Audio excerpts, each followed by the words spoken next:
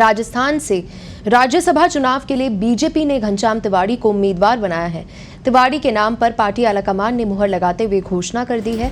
तिवाड़ी भाजपा के वरिष्ठ नेता हैं और काफी बार विधायक और भाजपा सरकार में मंत्री रहे हैं। पिछले विधानसभा चुनाव से पहले वसुंधरा राजे से नाराजगी के चलते उन्होंने भाजपा छोड़ दी थी और भारत वाहिनी पार्टी का गठन कर सांगानेर से चुनाव लड़ा था, लेकिन वो सफलता हासिल नहीं कर पाए थे।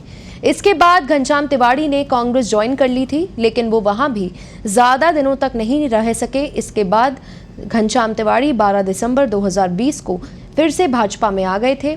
लोकसभा चुनाव से पहले कांग्रेस ज्वाइन करने वाले घनश्याम तिवाड़ी कांग्रेस में अलग थलग पड़े थे। वो कांग्रेस के किसी कार्यक्रम में दिखाई देते थे और ना ही किसी धरने प्रदर्शनों में शिरकत करते नजर आते थे।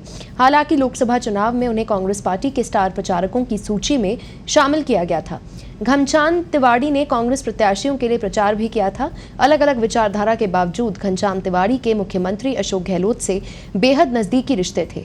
कहा जाता है कि मुख्यमंत्री के कहने पर ही तिवाड़ी कांग्रेस में शामिल हुए थे, लेकिन इसके बाद ना तो तिवाड़ी को संगठन में कोई बड़ी जिम्मेदारी दी गई और ना ही उन्हें राजनीतिक नियुक्तियों में कहीं एडजस्ट किया गया। संघनिष्ठ रहे घनश्याम तिवाड़ी की फिर से भाजपा में एंट्री कराने में संघ से जुड़े नेताओं की अहम भूमिका रही है। संघ के कई नेता लगातार तिवाड़ी से संपर्क बनाए हुए थे और उन्हें भाजपा में लाने के प्रयास कर रहे थे।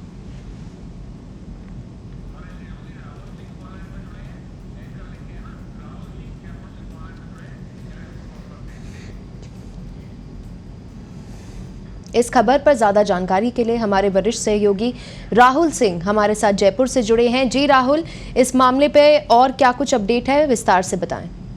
देखिए, भारतीय जनता पार्टी ने आज राजस्थान से जो राज्यसभा चुनाव होने वाले हैं उसमें एक सीट के लिए अपना कैंडिडेट घोषित कर दिया है और घनश्याम तिवाड़ी को उन्होंने उम्मीदवार बनाया। घनश्याम तिवाड़ी भाजपा के वरिष्ठ नेता रहे हैं और कई बार विधायक रह चुके हैं, सांसद का चुनाव भी लड़ चुके हैं जयपुर से वो। और पिछला विधानसभा जब चुनाव हुआ था उससे पहले उनकी वसुंधरा राजे से नाराजगी हो गई थी। इसके चलते उन्होंने बीजेपी छोड़ के एक अपनी पार्टी बना ली थी, भारत वाहिनी पार्टी, और उसके बैनर पर उन्होंने सांगानेर से चुनाव भी लड़ा था, लेकिन वो जीत नहीं सके थे। उसके बाद कुछ समय बाद उन्होंने कांग्रेस पार्टी ज्वाइन कर ली थी, लेकिन वहां भी उनकी ज्यादा दिनों तक साथ रहा नहीं और वो वापस भारतीय जनता पार्टी के अंदर शामिल हो गए।